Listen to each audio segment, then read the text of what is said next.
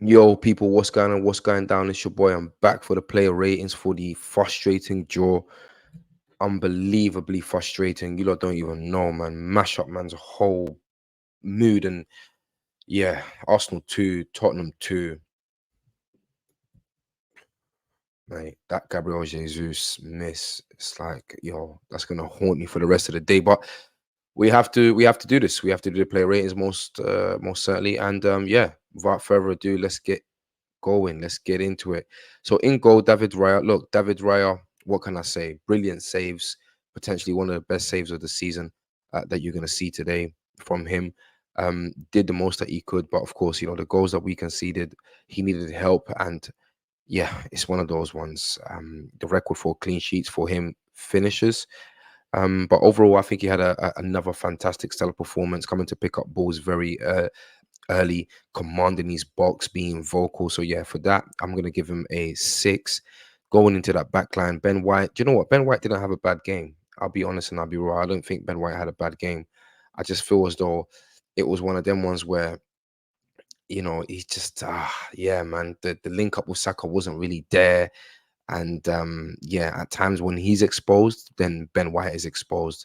So I'm gonna give him a 5. I think the defense today it's a tricky one today because at times they defended well, and then at times it's like, what the hell happened, bro? How is this possible? But yeah, moving on to the guy that plays next to him, William Saliba. William Saliba had good moments, again, as I said, and I think he was potentially the better out of the defenders today, the best defender today. One-on-one duels were good. He was coming out, showing his skill, showing his technical ability on the ball and so forth. But yeah, man, overall, conceding those goals, especially the first goal, the way how um, the defense was so static, including Saliba, including Gabriel, and all of these man, for Son to just cut through and tap it in like that, it was horrible to see. I'm gonna give him a I'm gonna give Saliba a 6.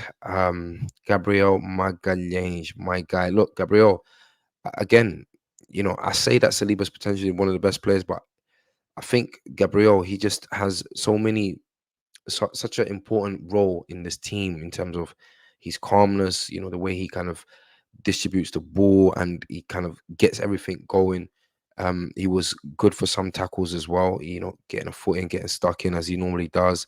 But yeah, overall, conceding those goals the way how he did, yeah, it's just one of them ones, man. I'm gonna give him a 6 as well. I'm not even like Zinchenko. For me, Zinchenko had a quiet game in terms of attacking play, which is weird. I think he defended well, in as a contrast. Like, I think he defensively he wasn't too bad in a sense. He had good moments that we definitely saw him, dispossess the opposition player and so forth. So I think all in all, Zinchenko, yeah, 6, man. I'm just gonna give him a 6. I would say 5, but overall, yeah, let's just stick with a 6.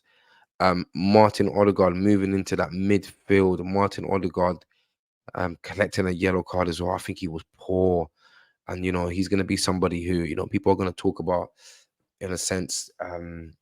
Look, he was initiating the press. He was rushing Tottenham in their play, hurrying them. So for that, extremely high ratings. Like, he was working his socks off. Don't get me twisted, but he didn't impact the game from an attacking sense. Um, that is to do with the fact that Tottenham did have a very good midfield. We just have to be honest about that. But yeah, in contrast to the performance you saw in the Champions League, to this performance here, it was worlds apart. So unfortunately, I'm gonna have to give him a 4, Martin Odegaard. I wanna Okay, let me bump that into a 5. I'll give him a 5. And a lot of people are saying he had a stinker and stuff like that through the socials. And unfortunately, I agree. I just don't think he had the impact that we would have liked to see him have. So Martin Odegaard, captain, gets a 5 today. Next to him, Declan Rice. Of course, terrible news. Declan Rice getting subbed off at half time. Looks like a calf problem. He was solid, as Declan Rice is. He was solid, and Declan Rice offers something so unique to our squad and to our overall play and the way how we want to approach the game. Is that when you don't see him on the pitch, it's incredible, because effectively what happens is we just lose such a big chunk of everything that we we have in terms of aggression and speed and yeah, all of that stuff. Um, I'm gonna give him a six. I can potentially say seven. I'll stick to a six. Came off second half. First half. If it wasn't for him, potentially we would have conceded more in the first half because there were moments that Tottenham they were putting pressure on that midfield. He was effectively trying to marshal the midfield by himself today. I'm really sorry, but that's what I saw. Next to him, Fabio Vieira. Again, for me, he shouldn't have started. Poor today. Tried, of course. It's not a case of not trying, and I just don't think he had the facilities to play his game. I don't think he was in the right environment. North London derby.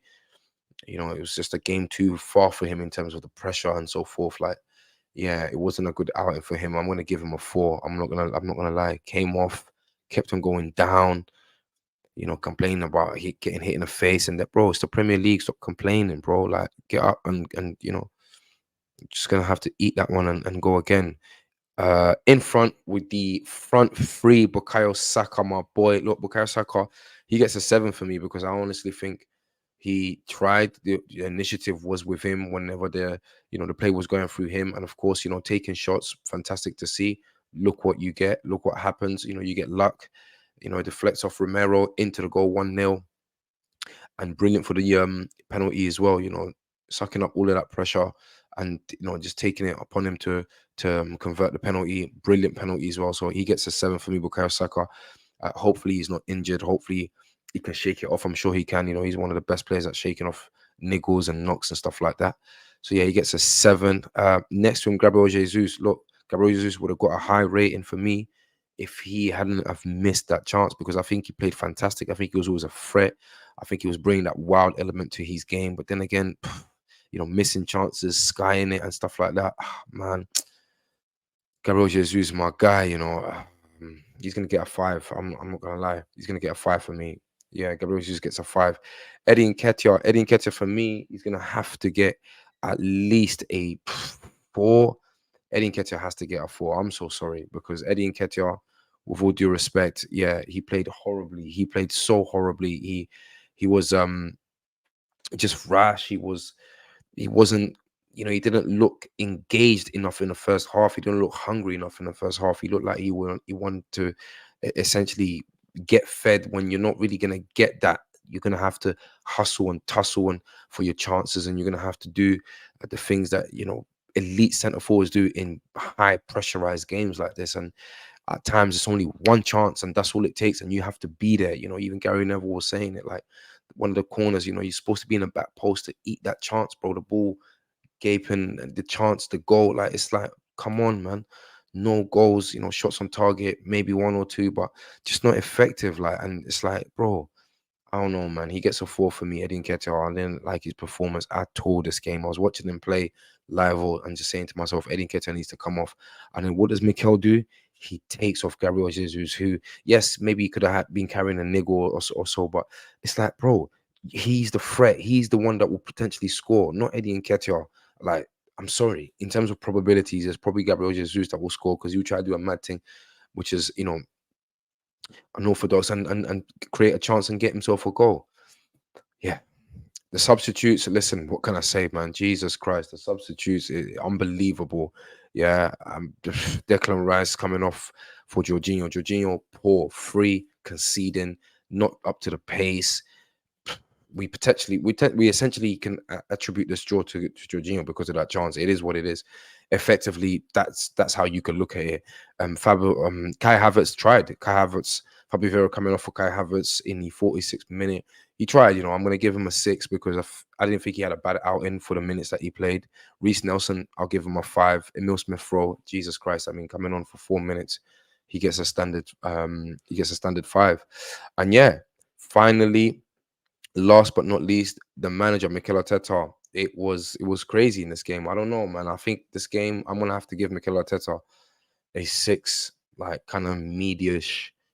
It's a draw. We don't want to draw against them. We most certainly don't want to lose. Okay, you didn't lose the game, but you drew, and it's like, what on earth was you thinking when you took off Gabriel Jesus? I know he had missed a chance and stuff like that, but he's the threat, man. He's the guy that come on, like, geez, man. But other than that, look, it is what it is. He put a very strong team out there. Of course, he would have, and yeah, we didn't take our chances in order to win that game comfortably and effectively. We allowed them to play football, and it's like he could have dealt with that a little bit better. He could have potentially realized very quickly that when they were solidifying themselves in the midfield, you take off Fabio Vieira, be ruthless in that sense, and bring on Jorginho, solidify that Jorginho, he would have assisted Declan Rice, and maybe you would have. That's why Declan Rice got injured. You stretch him out, and look what happens. He gets injured, calf injury, because he's trying to do all of that extra run and put his leg in. Don't do that, Mikel, man.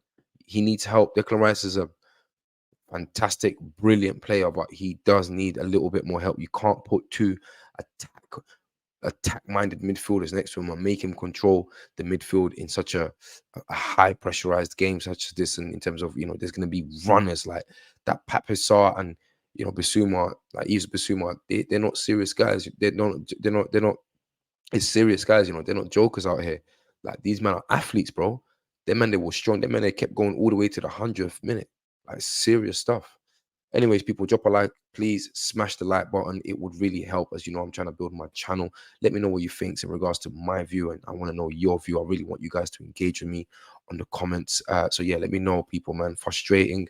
14 points on the table, and yeah, look, that gap is appearing with Tottenham. At this point, it looks like it's Liverpool. Mo Salah firing on all cylinders. We got some work to do, man. We got to bring back these players from injury, and we got to solidify a nice little run and get the football going. Because yeah, we can't slip up any more than this, man. Even draws are not favorable right now. That's how intense, and that's how pressurized, and that's how competitive it is at this moment in time. So yeah, people, please drop a like on the video. Please subscribe to the channel if you haven't already. Tell a friend to tell a friend. I want you to share. I want you to comment. I want you to do all of those things, please, and then let me know. And I'll see you guys in the next one. Peace.